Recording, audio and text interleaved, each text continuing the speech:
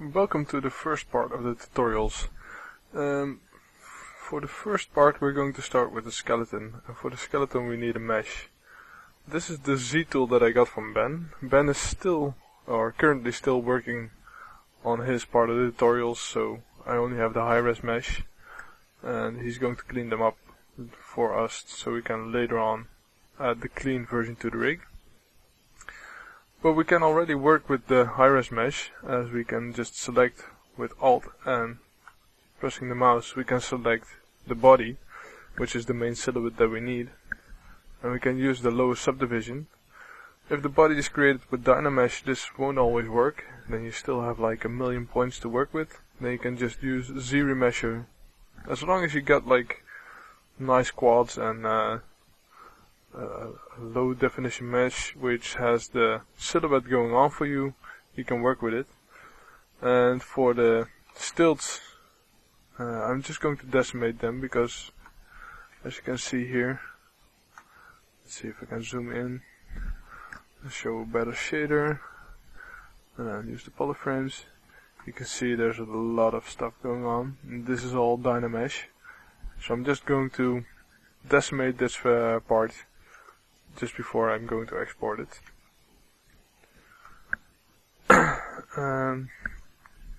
So let's do that first, and I'll see you back in a second. So I exported the decimated version of the stilt. Now I'm going to do the same for the body. So just click export, call it Grenadier, and then go over to Maya and just import whatever we done just now. So we have the Grenadier. Let's import all the other parts.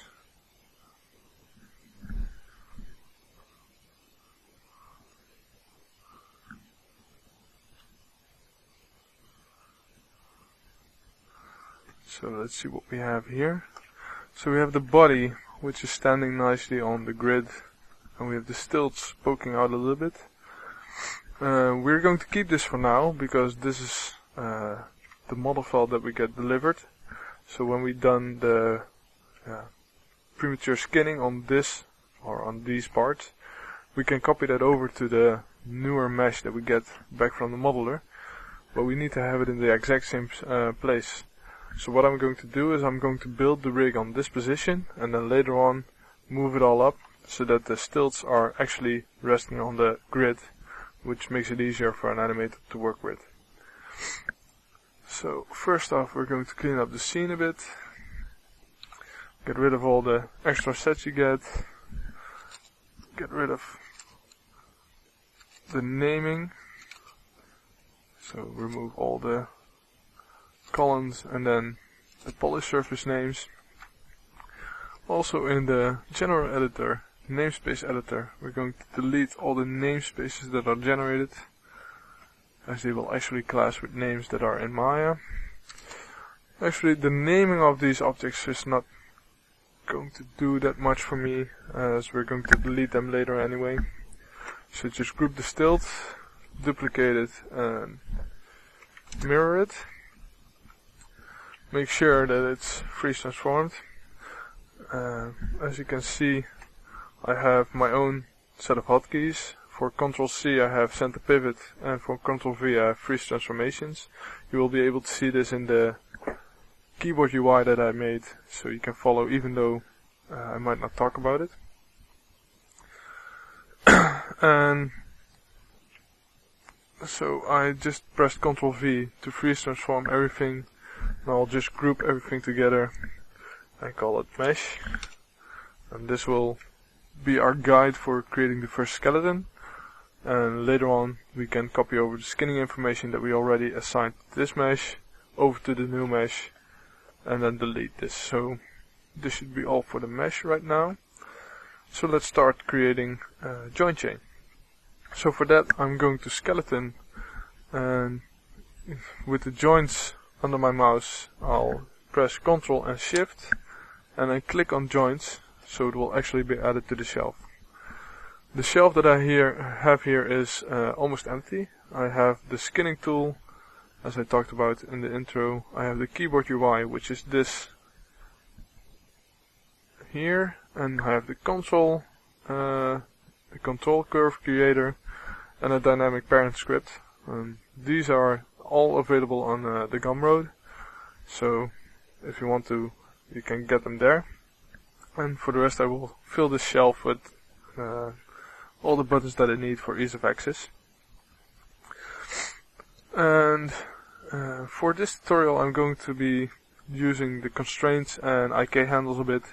So if you don't know exactly how to work with those, or you want to have a reminder, just look at the bonus videos that I added, and it should be suffice to create the entire skeleton. So first off, we're going to look at a joint. So when I create a joint, it's nothing more than a normal transform, but it has some extra options. A joint is the only one that can add influence or skin weight influences to another object. So this one is able to move other objects with other joints.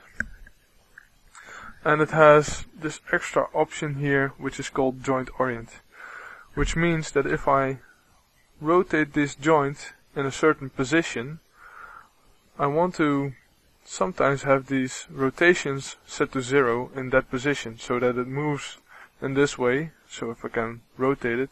But when I want to set it back to the original position, I want to not have it in this position, but in this position.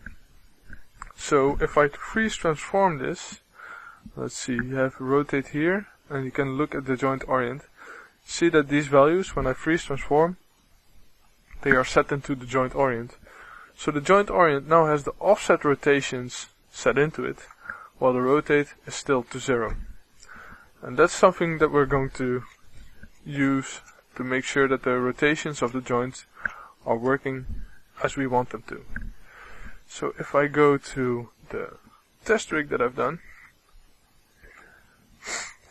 you can see that joints here, if I put this back to 0, select the joints, this joint has a offset rotation from what is normal in the world position. So it has the offset rotation set in here, based upon what the arm gives. So that makes sure that when I rotate in a single axis, I only have the rotation coming into the Y axis. If I have the rotation from a single axis on my controller put into the X and Y, then an animator might have problems keeping track of where the anim curves are going.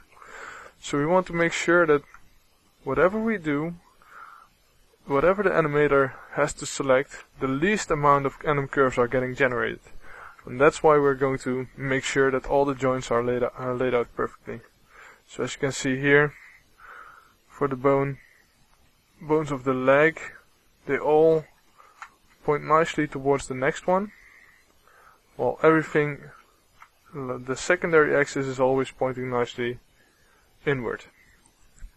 So let's get started on the skeleton. Let's keep this bone here. We always need a root bone. I'll just place it to the lowest point, as this bone is going to move the character as we have it in game. We can use this bone to move the character in the scene, while all the animations are played from this position. Now let's start with creating the leg. For this I'm going to create a polygon primitive and then use a plane. Let's make the plane a little bit bigger so it's easier to see what's going on. And then I'm going to use joints. A joint below, a joint on top.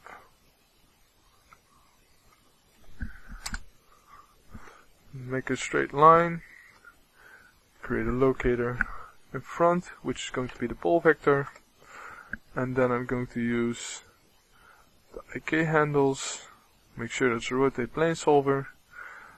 From begin to end, if I control click the last joint, then I know for sure that that's the last joint I have selected, so I don't have to do it all in the viewport.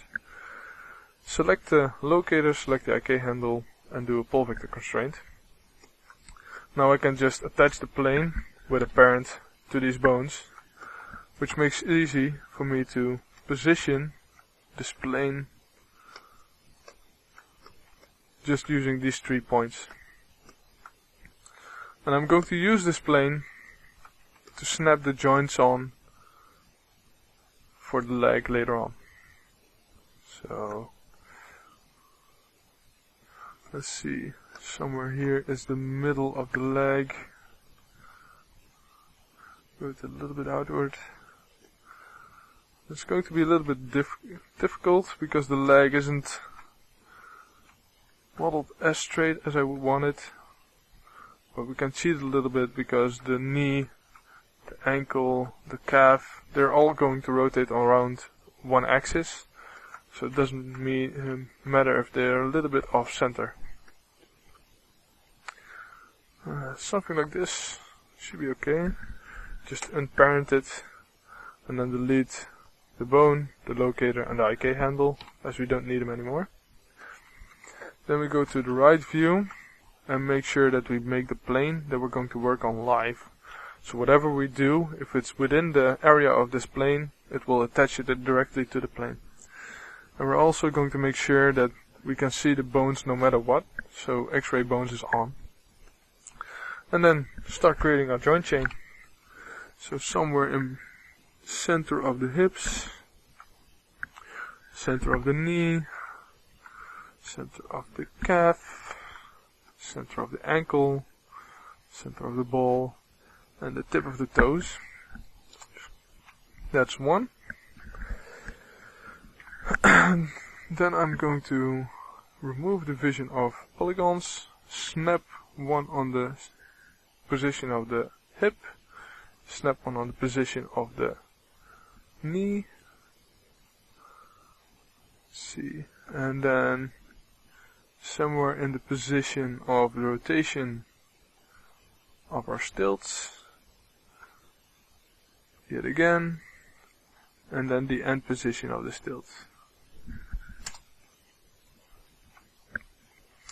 Now we can get rid of the plane, and the joints are nicely created in that single plane. So let's first give them a name.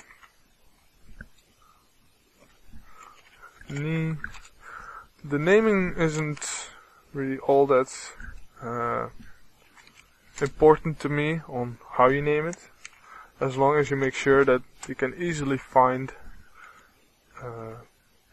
an object that you've named, as long as, or when it pops up an error. Because if you just keep it like joint 1, 2, 3, 4, in the end you might get like 490 joints, and finding just a single joint in there, especially after you duplicate it, like if you duplicate this, it will nicely rename the first joint, but all the others will have the same name. So that makes it a little bit difficult. So in this case, make sure that everything is nicely named. Whatever the naming is, that I don't mind, as long as you do name it.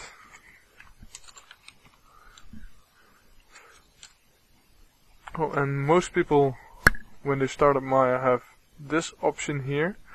If you just click on that icon, you can set it to rename, and then you make sure that whatever you have selected, you can rename it, and it will automatically add numbers, which is really, really neat. Now, let's get rid of the polygons, let's get rid of the stilts here, and let's see, when we select everything, we go to display, transform display, local rotation axis, make sure you add it to the shelf, so we can see what's actually going on. And as you can see, this isn't really, really nice. This is, the joint does point towards the next axis, but not every joint is nicely aligned, so the Z points into the correct direction. So we want to have the X forward, and in this case might be the nicest if Z was pointing in one direction. The secondary axis next to the X is something, it doesn't really matter as long as you do it the same all over the character. So in this case I've chosen to point the Z towards the minus of X of the world space. So let's keep it at that. Let's unparent all the joints that we have here. And let's start working with the aim constraints to get the correct results. So in this case, I want to have the hip aiming towards the knee. So I select the knee, then the hip, do a constraint aim. I want to have the object up, and I'll fill in that I want to have the calf as the up object. And in this case, I want to have the Y pointing away from it, and just hit apply. Same now here, but then with the hip. Same here, but probably now I want to aim it at the hip.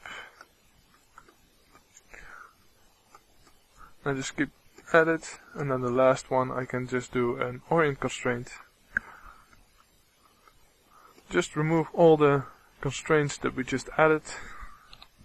Parent the toe to the ball, ball to the ankle, ankle to the calf, calf to the knee, knee to the hip.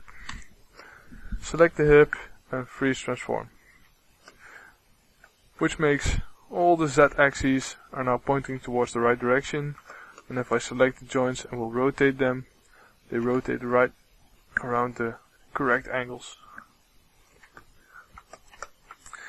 Now we switch between the hip and the stilt, so let's switch visibility. Unparent everything here again. And let's do the same. Select stilt 2. Select stilt 1, 0. And make sure that the Y is pointing towards the other direction. Let's also make look rotation axis visible. So in this case it would be 0 and positive. No, it's still negative.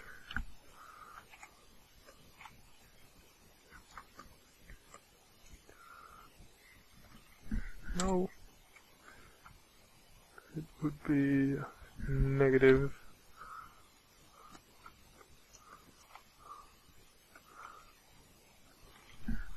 Positive. And then the last one is again an orient constraint. So all the Z axes are aiming in the right direction. Get rid of all the constraints we just created. Stilt 4 to 3, 3 to 2, 2 to 1, 1 to 0, and freeze. So we have the correct rotations all in the entire system.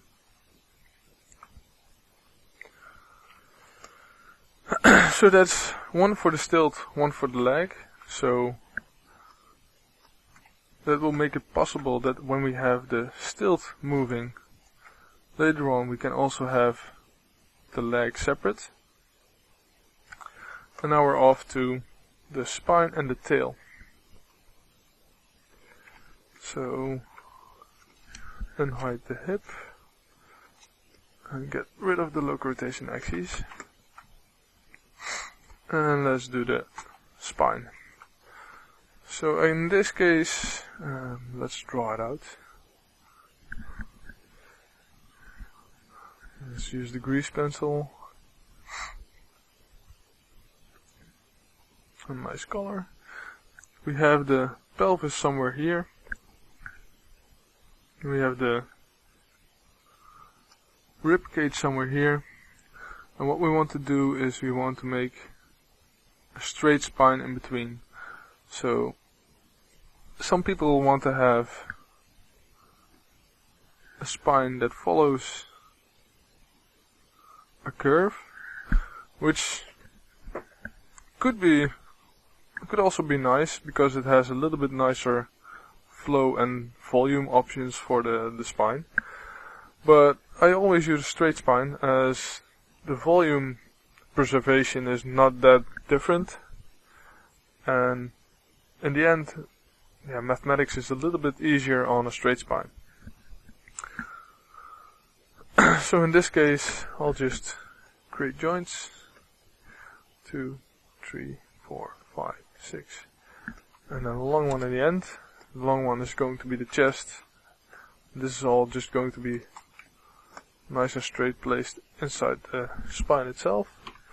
Make sure that we already rotate a little bit so that we have X pointing forward and the Z pointing towards the negative X, just to keep consistent. And just place it somewhere where the pelvis would begin. Rotate it towards the end of the neck, and just select all the children to move it down a bit. And I think that's a nice line for the chest area to begin. And just move this one down. As you can see, the orientation of the last joint isn't perfect. Instead of an orient constraint, I'm now going to use the orient joint, but first I have to freeze transform everything. So I'm going to skeleton orient joints, and it says the option orient joint to world, which isn't exactly joint to world, because if I hit apply now, it isn't the same orientation as you can see here in the world options. It just means orient joint to world, or orient joint to parent, because when you create a joint just somewhere in space, like that, and you rotate it whatever you like, and you want to orient joint to world, hit apply, then it does the exact same as the world options, because now it's when it's in the outliner like this, it's just a child of the world. So that's a little bit of a confusing name, but it still does what we want. Okay, and now we can do the same for the tail. Just make a couple evenly spaced joints. Place it at the center of the tail, and just first check if the orientation is correct. In this case we want to rotate around X 180 degrees, just to make the Z pop towards the minus X axis. Can already freeze it. Go to right view, and now just rotate all the joints so they follow a little bit the center of the tail. And we're doing this because in the end we're going to just use FK controllers instead of a spine controller for this, so the mathematics don't really matter in this case.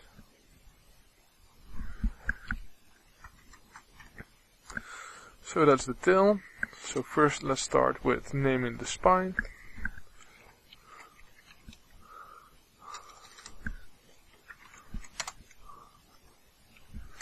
And then the tail. See, tail underscore.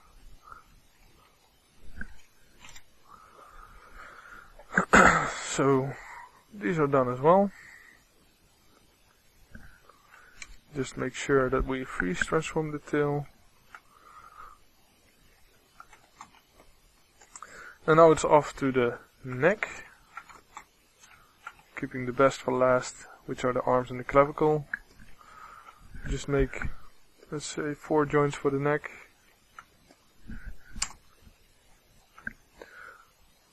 Place it somewhere in the center of the neck, and just start rotating them all. And just getting them in. So I think if I would draw this out, if this would be something like the head, you can see a nice flow in here. I think this would be something like its skull, and then somewhere here is where I want to have the last joint to be able to rotate the skull. Would make for a nice atlas bone. Always trying to check if we can use the knowledge of the skeletons we have in real life to do these alien characters as well. So in this case, I forgot to orient the joints before I rotated them, but it's okay because it's still in the same plane and not rotated differently. So let's show the local rotation axes, and as you can see, the Z is pointing forward instead of to the side. So we select the first joint, we go to skeleton, orient joint. Make sure that orient joint to world is set to off, because now we want to make sure that the first axis, which is our primary axis, is X, so we can point it towards the next joint. And in this case, we want to have the Z, so secondary axis, we can already say Z, point towards the negative version of the world axis in X. So that one is X here, set to minus, and if we hit apply, everything nicely orients. It doesn't do the last one, because the last one doesn't have anything to point towards. But in this case, it doesn't really matter. If we unparent this one, and we orient to the world, we only have to rotate it 90 degrees, so the X is pointing forward again, and we can parent it, because we want to have the face somewhat straight in this case. Freeze transform, make sure that we name everything.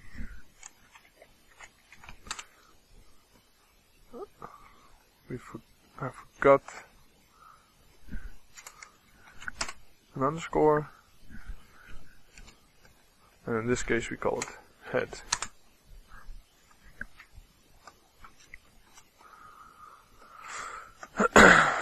And as for the arms, the clavicle position is a little bit difficult to find. Some people just place it exactly where the bone is in the human body, which would be somewhere here. But in this case, the chest area is so wide that placing it there, it will, when it rotates the scapula out, the deltoid would come out too much.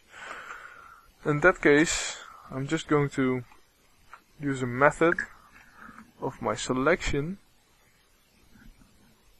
Oh, I need to get rid of joint selection just to be sure, so I can select everything. And I want to deform that with a cluster, so I'll just add a cluster to the shelf. So I have this cluster, and the cluster just moves the components that I just selected. So if I would be placing this on the position of where the bone actually is, and I would rotate it, you can see that the arm is losing, it's breaking really bad. So what I want to do is probably place it with the D selected, just place it somewhere in the center.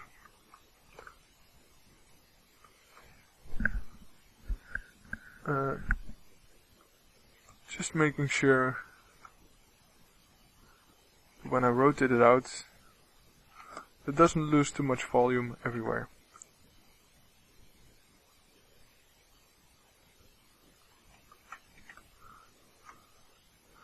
And same here, if I go to the front view,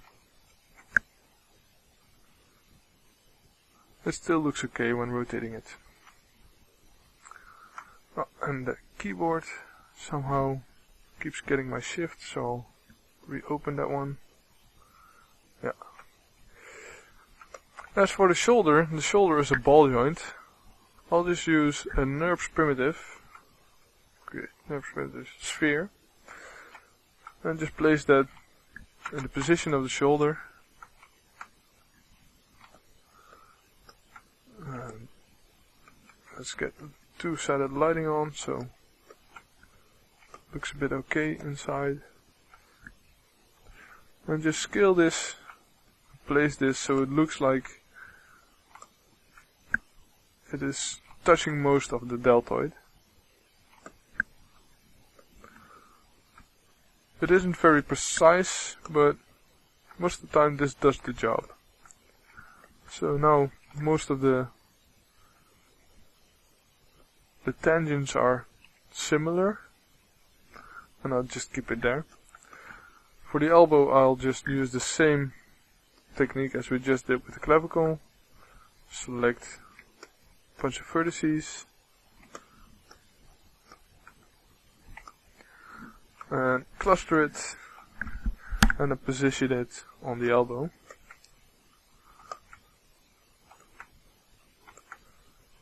Somewhere in the middle, the back, and if we rotate it, let's get a little bit more softer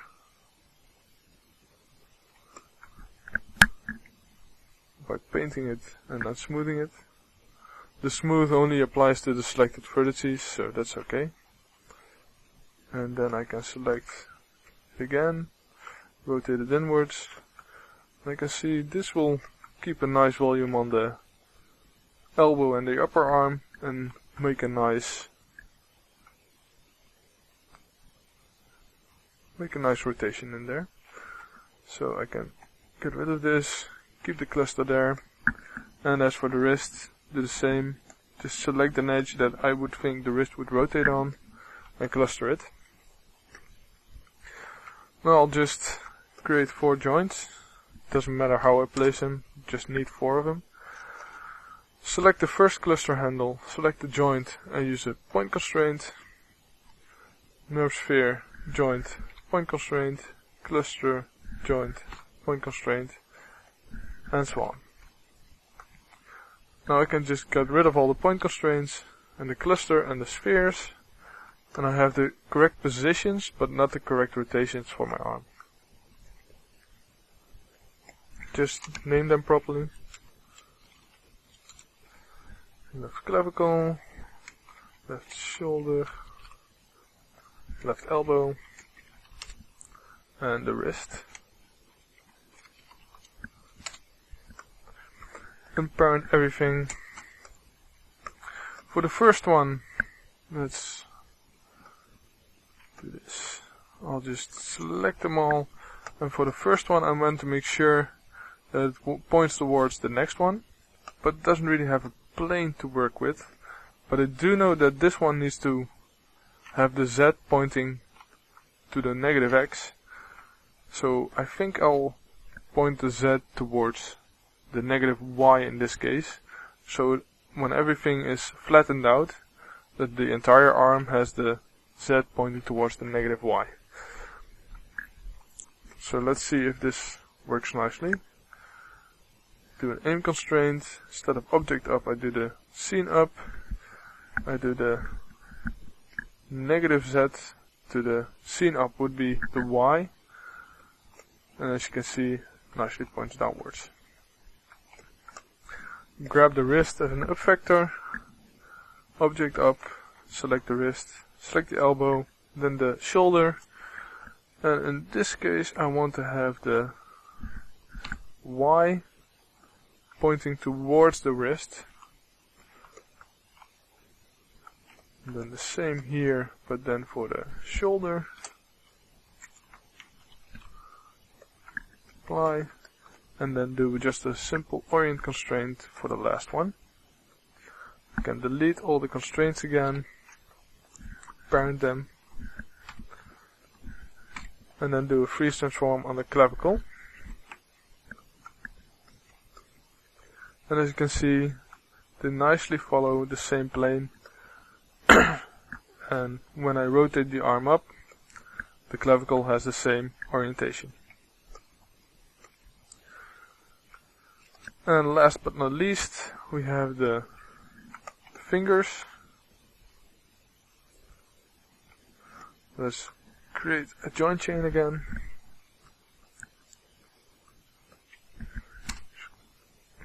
Let's see, we have a metacarpal, 1, 2, 3 digits. Last one can go. So let's rotate this a little bit down so we have the orientation of the fingers in there.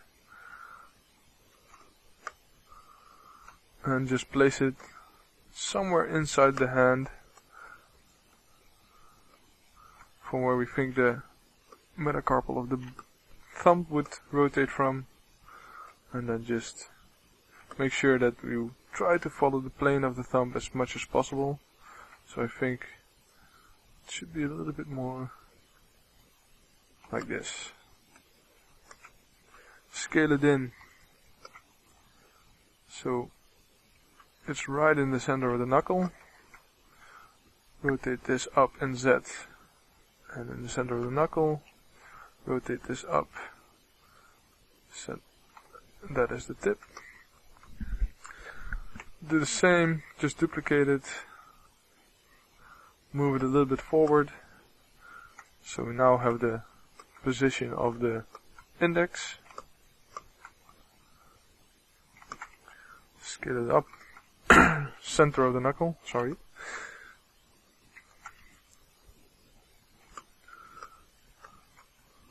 A little bit more in the center.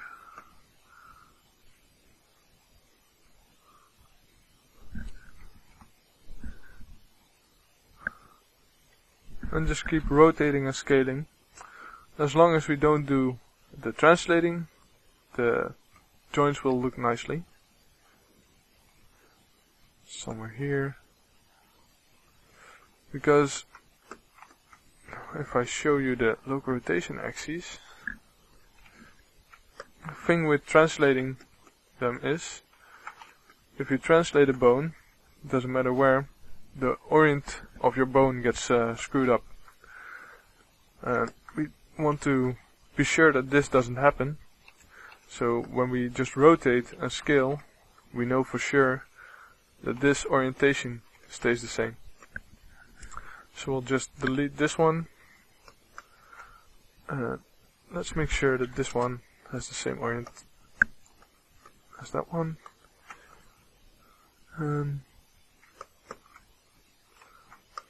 That's one.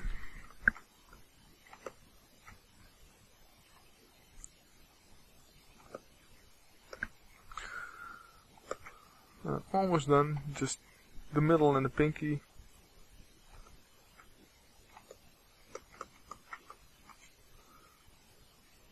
And keep looking at the plane on how to rotate these guys. So we can rotate the first one in all axes, and you can rotate the second one in all axes, because we're going to move this metacarpal in whichever way we want, and we rotate this one in whichever way we want, just to get the cupping of the hands working properly. So, rotating it down.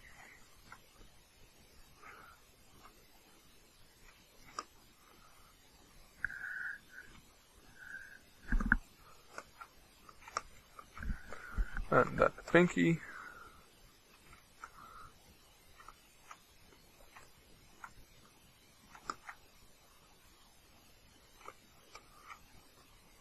A little bit in.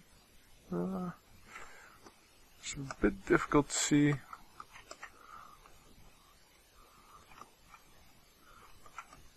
And just get the knuckles in there.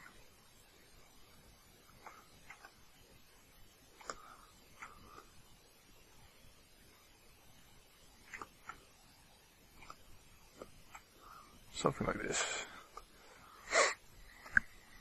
Then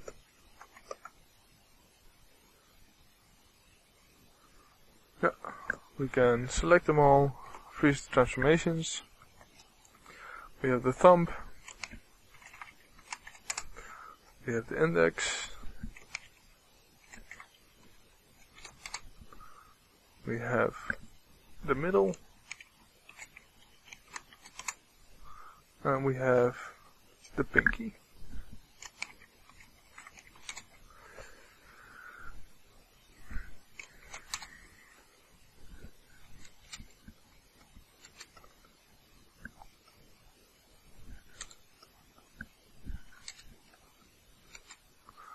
So that's it. All these fingers can now be parented to the wrist.